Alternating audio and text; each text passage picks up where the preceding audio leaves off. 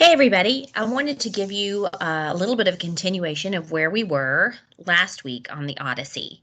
As you may recall, we had an interaction with Odysseus and the suitors when Odysseus was dressed as a beggar, and Antinous in particular was quite rude, and the other suitors kind of called him out on his rudeness. And we got our first glimpse of Penelope. So Penelope, who was up on the higher level of her room. So if you picture sort of a courtyard, that's maybe where the Great Hall is, and then Penelope's area is up above.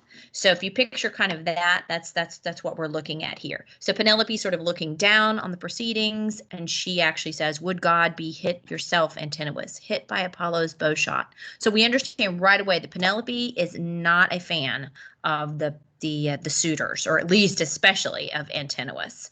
So if we're going to go forward, we're going to see a little bit more about Penelope, and she's sort of an interesting character. So I want you to be paying attention to how her character is developed as we go forward and some of her key characteristics. This is going to come up again at the end when you have a quick ticket out the door. And your enemy, her housekeeper, put in, "He and no other? If all we pray for came to pass, not one would live till dawn." So we notice that Eurynomé is her housekeeper. Obviously, she's going to be on Odysseus and Penelope's side. And they also clearly are showing their disdain for all of the suitors. Her gentle mistress said, "O Nan, they are a bad lot. They intend ruin for all of us. But Antinous appears a blacker-hearted hound than any. Here is a poor man come, a wanderer, driven by want to beg his bread, and every one in hall gave bits to cram his bag. Only Antinous threw a stool and banged his shoulder." So we get our first glimpse of her character. She's sort of a little bit more of a generous spirit, right? And definitely believes in those ideas of hospitality and generosity. So she described it, sitting in her chamber among her maids, while her true lord was eating. Then she called in the forester and said, "Go to that man on my behalf, Eumaeus, and send him here, so I can greet and question him. Abroad in the great world he may have heard rumors about Odysseus, may have known him." So now she's actually calling for the beggar to come talk to him. So now we have another example of dramatic irony, right? Dramatic irony, because we understand that this is Odysseus, but Penelope does not. So Penelope calls him to her chamber. In the evening, Penelope interrogates the old beggar. "Friend, let me ask you first of all, who are you? Where do you come from? Of what nation and parents were you born?" And he replied, "My lady, never a man in the wide world should have a fault to find with you. Your name has gone out under heaven like the sweet honor of some God-fearing king who rules in equity over the strong. His black lands bear both wheat and barley, fruit trees laden bright, new lambs at lambing time, and the deep sea gives great hauls of fish by his good strategy so that his folk fare well." This is another one of those epic similes. He's comparing her name, her reputation, to the honor of some God-fearing king who rules in equity over the strong. So this epic simile, he's basically saying you're just, you're fair, you're wonderful, you're everything that you do bears fruit, and all of your folks are well. You're a just ruler.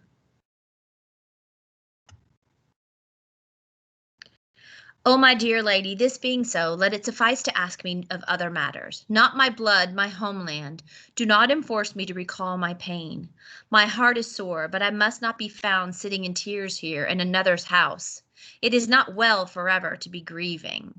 One of the maids might say, or you might think, that I had got maudlin over cups of wine." Again, wonderful and dramatic irony, because we all know that the pain that he's recalling and the heart that is sore is actually the fact that he is in his own home, that I must not be found sitting in tears here in another's house. Well, he's not in another's house. He's in his own house. But he doesn't want the maid sort of talking about him as like someone who's like crying in their wine, sort of a drunken sod. But yeah, this right here, total dramatic irony.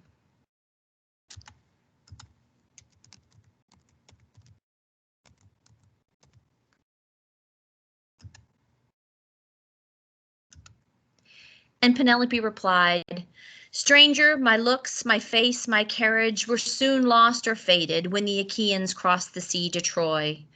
Odysseus, my lord, among the rest. If he returned, if he were here to care for me, I might be happily renowned.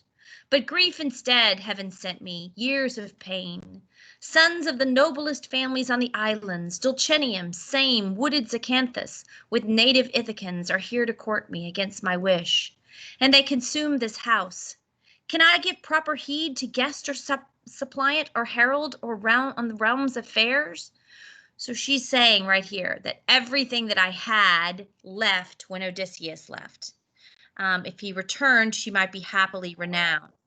But grief instead sends her. So she's saying, if he came back, I would be happily renowned. My faith, my reputation would be valid.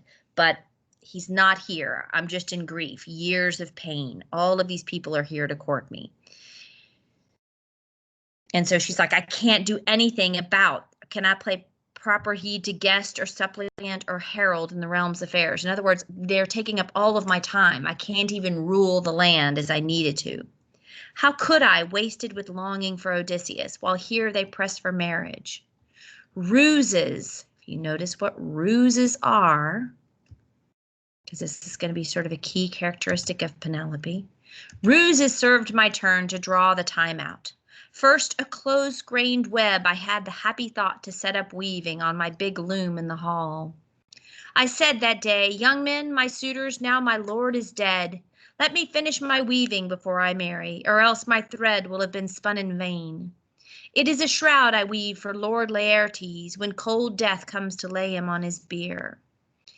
The country wives would hold me in dishonor if he, with all his fortune, lay unshrouded.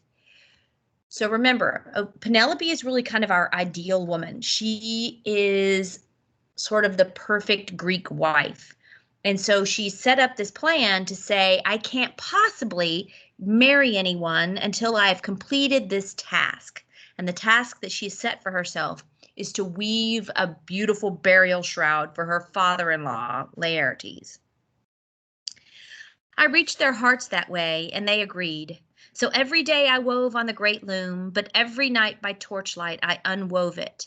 And so for 3 years I deceived the Achaeans. So again, now we're starting to get a glimpse of Penelope's character, what she's all about.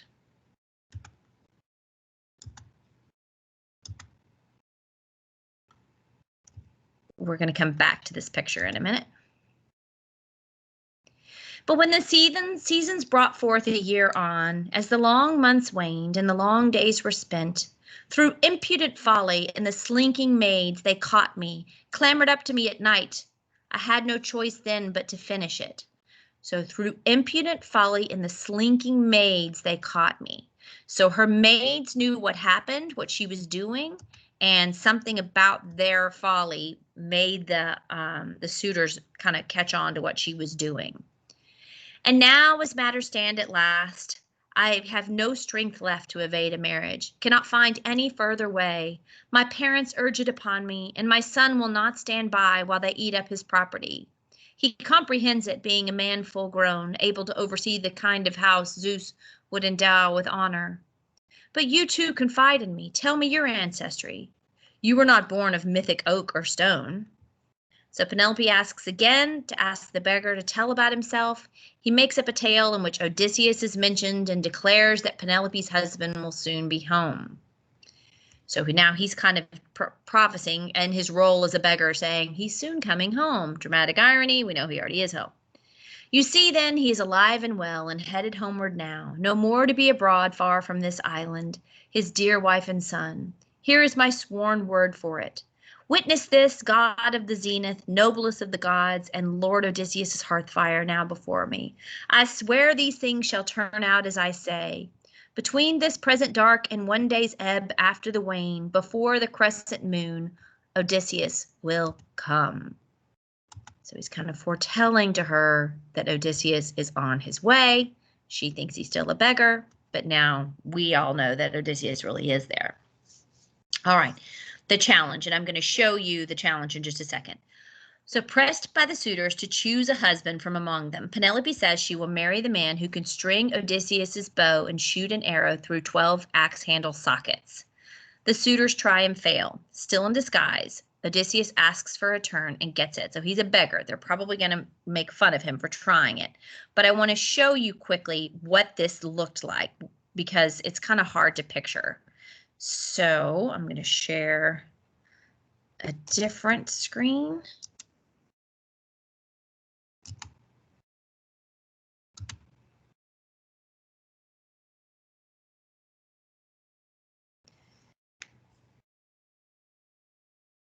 Sorry, it's slow. Some of these we've already looked at, but some of the new ones.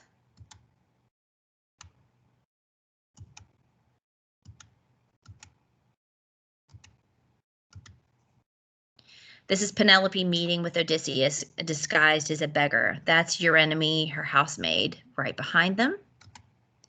This is one of my favorite paintings. I love it. It's Penelope at her loom. And you see the suitors here bringing their flowers and playing their songs, and her ladies, while Penelope is intent on her work.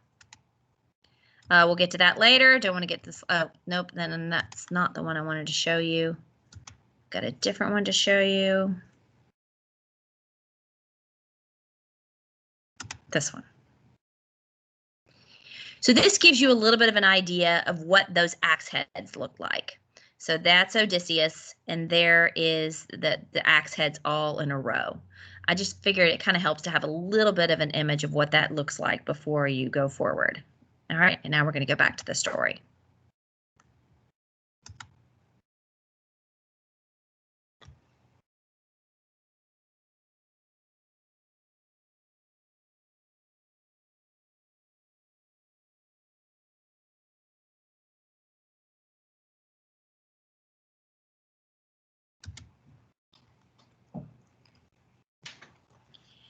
So now Odysseus has been given a turn. And Odysseus took his time, turning the bow, tapping it every inch for borings and termites had made. The termites had made. Remember, this is his bow. While the master of the weapon was abroad, the suitors were now watching him, and some jested amongst themselves. A bow lover, dealer in old bows. Maybe he has one like it at home, or has an itch to make one for himself. See how he handles it, the sly old buzzard. And one disdainful suitor added this: May his fortune grow an inch for every inch he bends it. But the man skilled in all ways of contending, we know that is an epigraph for Odysseus. But the man skilled in all ways of contending, satisfied by the great bow's look and heft, like a musician, like a harper, when with quiet hand upon his instrument, he draws between his thumb and forefinger a sweet new string upon a peg. So effortlessly Odysseus in one motion strung the bow. Again, another epic simile, comparing his action when he pulled the bow, when he strung the bow. And think about what a bow is like. It's really a very tense piece of bent wood. So you have to pull hard in order to put the string on it. So he's saying it was so, the way he touched it was like a musician at an instrument that they were super familiar with, right? And just very quiet hands, just carefully, like he was so familiar with it. Then slid his right hand down the cord and plucked it, so that the taut gut vibrating hummed and sang a swallow's note. Remember, the string of bows was made out of like cat gut or some other kind of gut. In the hushed hall it smote the suitors, and all their faces changed.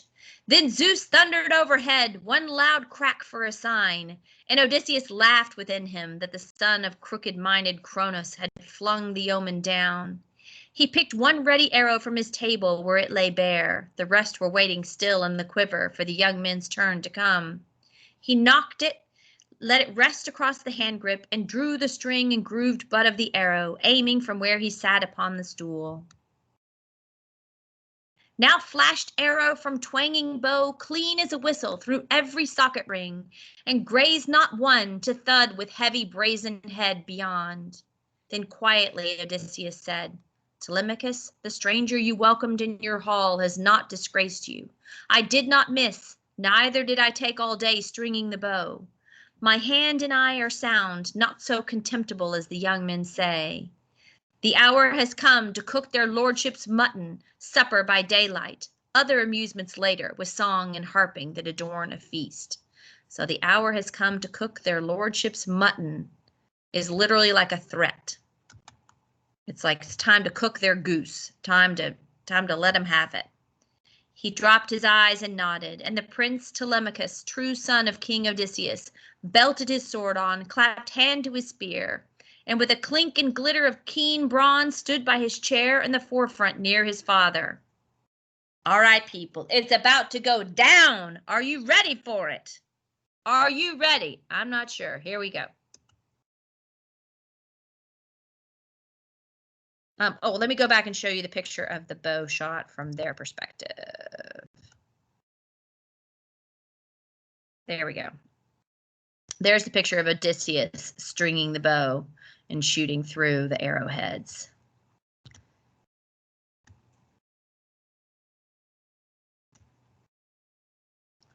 And here is a picture of what is to come. Dun, dun, dun, dun!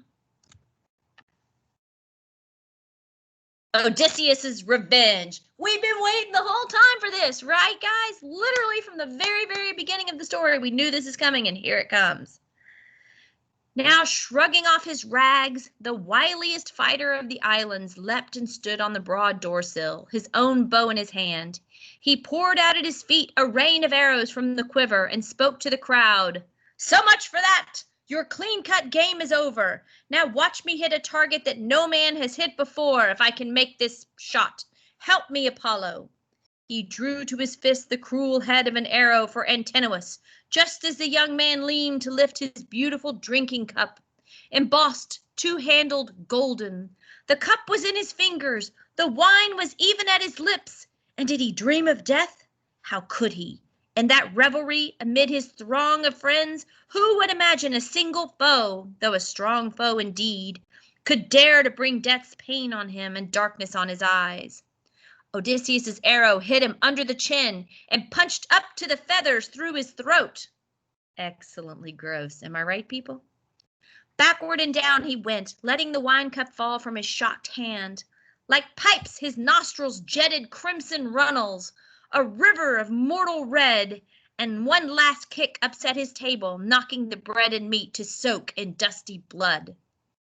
Now, as they craned to see their champion where he lay, the suitors jostled an uproar down the hall, everyone on his feet.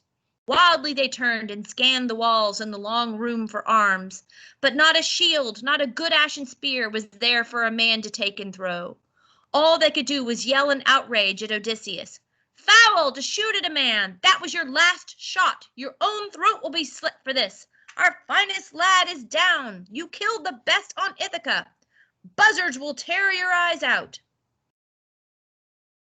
For they imagined, as they wished, that it was a wild shot, an unintended killing, fools not to comprehend they were already in the grip of death. But glaring under his brows, Odysseus answered, You yellow dogs, you thought I'd never make it home from the land of Troy. You took my house to plunder. You dared bid for my wife while I was still alive. Contempt was all you had for the gods who rule wide in heaven. Contempt for what men say of you hereafter. Your last hour has come. You die in blood. Dun, dun, dun, dun. I like this part about contempt was all you had for the gods who rule in heaven, and contempt for what men say of you hereafter. And then the threat, you die in blood. As they all took this in, sickly green fear pulled at their entrails. Entrails is guts. That literally means that they got so scared they thought they were going to poop their pants, okay? And their eyes flicked, looking for some hatch or hideaway from death. Eurymachus alone could speak. Remember, he was a suitor who maybe was just a little bit different, a little more sympathetic. If you are Odysseus of Ithaca, come back. All that you say these men have done is true. Rash actions, many here, more in the countryside. But here he lies, the man who caused them all. Antinous was the ringleader. He whipped us on to do these things. He cared less for a marriage than for power Cronion had denied him as king of Ithaca. For that he tried to trap your son and would have killed him. He is dead now and has his portion. Spare your own people. As for ourselves, we'll make restitution of wine and meat consumed, and add each one a tithe of 20 oxen, with gifts of bronze and gold to warm your heart. Meanwhile, we cannot blame you for your anger. Y'all, as I look at this, I'm thinking that's actually kind of a fair deal. He's saying, look, I understand this was wrong of us, but we're sorry. We'll pay you back and give you some extra and everything else.